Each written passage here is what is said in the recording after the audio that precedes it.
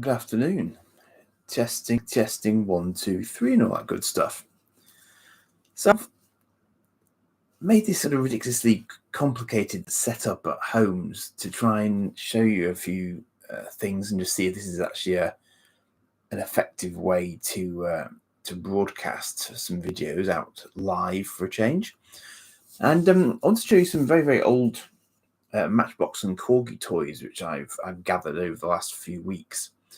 The first one I'd like to show you is this one, and this is a Matchbox Crusader toy, and they should have tracks on it, and as you can see, it is now trackless. But as you can see, this is the it's quite in quite clean condition. It's quite a nice example of it. I think it's the turret is. His guns are a little bit droopy, sadly, but happens to all of us with age, I suppose. And it's quite mobile still. Features some nice sort of orangey plastic on its various cockpits. No figures inside, but the original boxed version did come with figures. And interestingly, in the 1980-81 catalogue that I've got for it here, you can see there that it was actually intended to be blue. So I wonder if pre-production wise it was going to be blue, but then they changed it to this sort of pale green color, because I've only ever seen them in pale green. I've not ever seen them in anything other than this color, so I don't know whether that was just a sort of a pre-production version of the paint that they were going to use, but then they chose not to, or if there is a sort of a production run of them that did come in pale blue, but I've only ever seen green. Now, Matchbox at the time were also doing a range called Battle Kings, and I was just fetched one down because I happened to have one, and the K2004 Rocket Striker bears a distinct resemblance to this. And this, I wasn't going to sort of show originally, because this is not, technically speaking, a Matchbox Adventure 2000 toy. However, it is exactly the same as the Rocket Striker in the Adventure 2000 range, just in a slightly different color. So in terms of being a stand-in, it could easily be a stand-in. No two ways about it. And this one's quite nice as well, because it does that. And I've still got some of the missiles for this on this particular example. This wasn't mine. It's quite cool. You can see its little sort of radar dishes. Well, it's trying to rotate. That's it. It's just rotating a little bit. I think conventionally that would have been able to rotate as it was moving. But my example doesn't seem to want to quite do that, sadly, anymore. But this, as I say, was not Adventure 2000. This one, you may not be able to see that, but it is Matchbox Battle Kings. So they very cleverly just repainted an existing model that they already had, but you can see that the scaling of them is quite similar. So in response to this, Corgi decided that they would do a little something themselves. I'll just pop those over there. This would still fire, incidentally. It can raise the missile up like that. I'm just getting used to this as a concept, because the left of your screen is my right hand, which is confusing for me. So here we have the X-ploratrons. Now, these I quite like. So this one's still got its tracks on.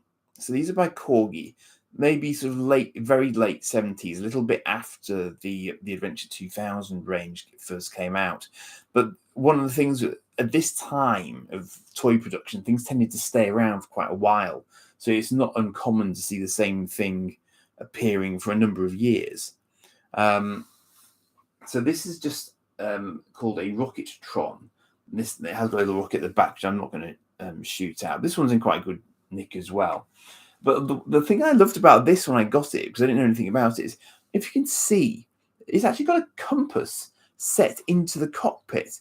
And if I bring that up to the camera, you should actually be able to see that is still a working compass. That's like sort of 40 years on, it's still a working compass, which I think is a lovely idea for a kid's toy, that they've actually built that into the cockpit. It just made me smile. Oh, the one thing I was going to say about the Adventure 2000 toys actually is that they actually come with figures in their original packaging. I only found that out relatively recently when I noticed somebody was selling a box on eBay, and I noticed there was a figure with it. I hadn't realized that before, because obviously normally it's just the toys that survive rather than the figures with the toys. So yeah, so it's got sort of 3 seats in it, but there are no figures in the Rocketron there. There are 4 in this range, of which I only have 3 currently. I might complete it just for the sake of. This is a Scanotron, and if you can see there, this has got a magnifying glass and built into it. So hence the scanner bit. It's not, you can kind of see that that's working still. It's just difficult for me to get it lined up right for you to be able to see. But basically, that was the idea of that one, little magnifying glass in it. And the cockpit, you can, it's difficult to see, but you can see the cockpit is kind of trying to stay still as I rotate it. So it's weighted in such a way that it hinges and stays in the horizontal whenever, regardless of how the vehicle is going. So that was the Scanotron. So it's quite clever little ideas, just sort of built into the actual body of the machine itself. Now, this one is a Lasertron, the X2 Lasertron. The Scanotron is the X4, so I am missing the X3, which I believe is the Magnetron.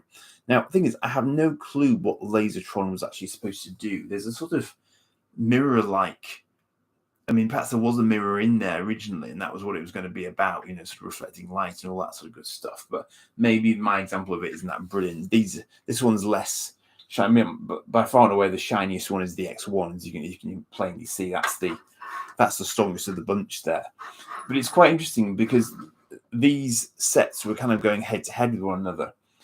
These ones, there is a tie-in to 2000 AD, because there's a big set called the Raider Commander set, and that was actually a 2-piece toy, but it found its way into the pages of 2000 AD in a Judge Dredd story called Cursed Earth, which is a very famous run of Dredd from sort of classic Dredd days.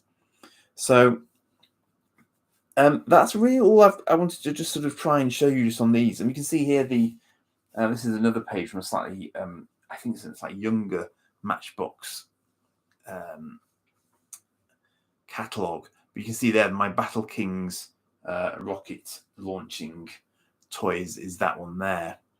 So it's just fascinating to see these things sort of still kind of in real life. Oh, in fact, I know. Sorry, that's missing. It's this one.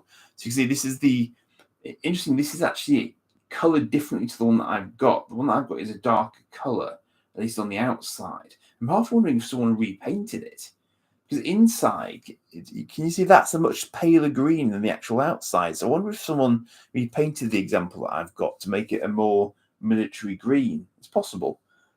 But I mean, this one I had when I was little. I remember this one from when I was little, and I think that was the first one I picked up, not knowing a lot about these toys. I vaguely remember this one. I didn't have any of these. So my Corgi days were very much limited to the sort of the Buck Rogers kind of examples that you could get back then.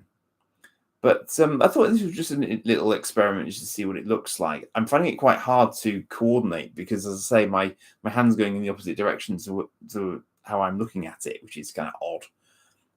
So I might try and look at the settings and sort of sort that out a little bit better. But I'd be interested to hear comments on the actual sort of quality of the image for you. I mean, it looks pretty good on the screen that I'm looking at it on, but I don't have any live comments, which is unsurprising, as I gave very little notice that I was going to do this, because it is just a test, of course, as these things often are. But yeah, that's kind of promising. I couldn't set up like this all the time because, as I say, it's kind of ridiculous the way I've got it rigged to get an overhead view. Just because of the way the desks in this room work, it's kind of a bit daft, really. But yeah, so I've got some other eBay auctions hauls that I've got to show you in due course, but I won't try and do those all at once. I want to sort of split them out so that I can put them into the appropriate playlist and so on. But I thought it was just as a sort of general retro toys look, this was not a bad place to start. So with that, I'll say cheers for now, and perhaps see you in the new year. Cheers for now.